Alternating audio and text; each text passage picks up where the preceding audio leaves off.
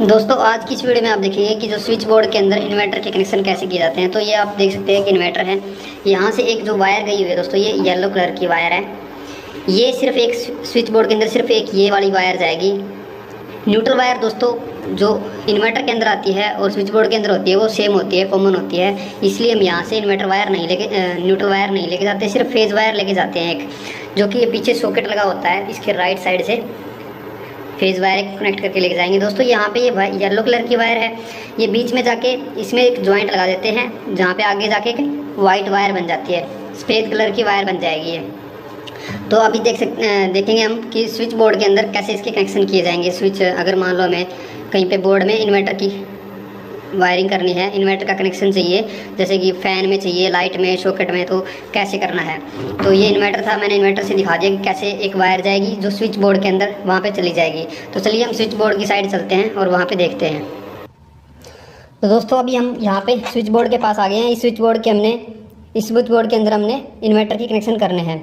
अभी इसके अंदर इन्वर्टर के कनेक्शन नहीं है, बट यहाँ पे इन्वर्टर की वायर आई हुई है। मैं आपको यहाँ पे पहले बता देता हूँ कि किस किस के अंदर हम इन्वर्टर के कनेक्शन करने वाले हैं। एक सॉकेट के अंदर हम इन्वर्टर के कनेक्शन करेंगे, और एक फ़ैन के अंदर हम इन्वर्टर के कनेक्शन करेंगे, और दो हमारे लैंप हैं उनके लिए इन्वर्टर के कनेक्शन करेंगे। जो ये 3 पॉइंट है अलग दोस्तों, इनके लिए हम सिर्फ मेन सप्लाई से ही छोड़ देंगे। तो हमारा एक सॉकेट हो गया, एक फ़ैन हो गया, और एक 2 लाइट हो गई, इनके हम कनेक्शन करेंगे इन्वर्टर से। तो यहाँ पे मैं आपको दिखा देता हूँ दोस्तों, जो इलेक्ट्रीशियन था उसने ये वायर यहाँ पे इन्वर्टर की वाइट कलर की डाल के छोड़ रखी है, आगे टेप मार के छोड़ रखी है। ठीक है, ये वाइट कलर की है दोस्तों। मैंने वहाँ पे येलो कलर की दिखाई थी, वो बीच में इसका जॉइंट लगा के ये वाइट कलर की वायर लेके आए हुए हैं वहाँ से इन्वर्टर से। तो अभी इसकी वायरिंग इसके अंदर कहाँ पे कनेक्शन करने हैं स्विच बोर्ड के अंदर, मैं वो आपको अभी दिखाने वाला हूँ। तो दोस्तों हमारा ये वाला सॉकेट है, सॉकेट का ये वाला स्विच है, और ऊपर के हमने 2 लैंप लिए थे, 2 लैंप के ये वाले स्विच हैं, और फ़ैन के लिए जो दोस्तों स्विच है वो ये वाला स्विच है। इसके अंदर हमने इन्वर्टर के कनेक्शन करने हैं। तो यहाँ पे जो दोस्तों आप ये देख सकते हैं, मेन सप्लाई आई हुई है, ये जो सब स्टेशन से सप्लाई आती है, ग्रिड से, गवर्नमेंट से सप्लाई आती है, वो ये वाला जो मैंने रेड कलर की केबल पकड़ रखी है, ये वाली फेज वायर है, और ये न्यूट्रल वायर है। जो ये रेड कलर की है दोस्तों, ये सारे के सारे स्विच के अंदर यहाँ से ये इस तरह से सब के अंदर गई हुई है, और ऊपर वाले में ये इस वायर के थ्रू ऊपर वाले में गई हुई है इस तरह से। तो जहाँ पे हमने इन्वर्टर के कनेक्शन करने हैं, सबसे पहले हमें काम क्या करना है, वह उस स्विच से जिस स्विच में हमें इन्वर्टर का कनेक्शन करना है, उस स्विच से हमने मेन सप्लाई जो ये रेड कलर की वायर आई है उसको हटा देना है। तो जैसे कि हमने इस सॉकेट वाले स्विच में करना है, तो ये सॉकेट वाले स्विच में से ये सप्लाई यहाँ से हटा देंगे और बिल्कुल फ्री कर देंगे इसको।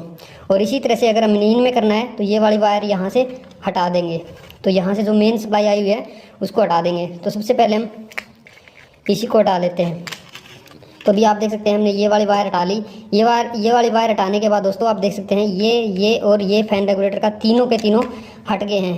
ठीक है, और अभी हम क्या करेंगे, जो ये लिंक लगा हुआ दोस्तों सॉकेट वाले के अंदर, ये सीधा डायरेक्ट इसको भी हम हटा देंगे, ताकि हम यहाँ पे इन्वर्टर का कनेक्शन कर सकें।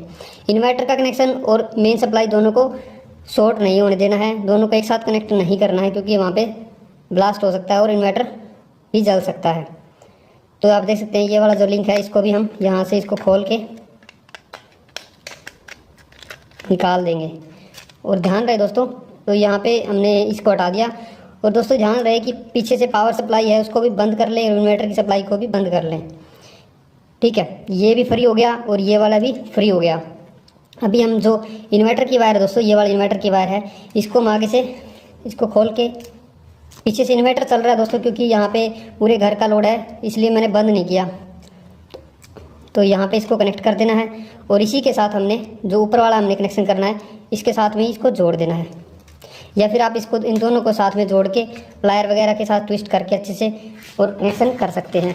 तो यहाँ पे हम इसको एक साथ इसको ट्विस्ट कर लेते हैं।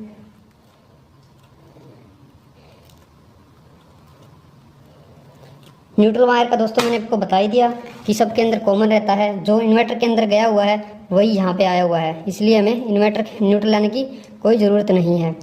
जब सप्लाई चली जाएगी तो न्यूट्रल हमें रिवर्स में मिलता रहेगा, जो इन्वर्टर में जाता है, इन्वर्टर की चार्जिंग वाली केबल होती है दोस्तों, उसी से न्यूट्रल बैक मिल जाएगा।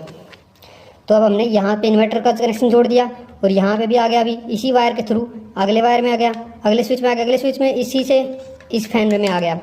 तो दोस्तों इस तरह से आप अपने घर पे स्विच बोर्ड के अंदर इन्वर्टर के कनेक्शन कर सकते हैं आसानी से। इसके अंदर सिर्फ आपको ध्यान रखने वाली बात यह है कि जो मेन सप्लाई है और इन्वर्टर की सप्लाई है उन दोनों को आपस में टच नहीं होने देना है, उन दोनों को आपस एक दूसरे से दूर रखना है, ठीक है। जहाँ पे हमने इन्वर्टर का कनेक्शन करना है वहाँ से मेन सप्लाई की वायर है, जो मेन सप्लाई का कनेक्शन है उसको हटा देना है और इन्वर्टर के कनेक्शन को जोड़ देना है। दोस्तों आज की वीडियो में आपने सीख लिया कि कैसे एक इन्वर्टर के कनेक्शन कर सकते हैं। अगर आप भी अब भी कोई सवाल या सुझाव है या कोई क्वेश्चन है तो आप नीचे कमेंट करके हमसे पूछ सकते हैं दोस्तों।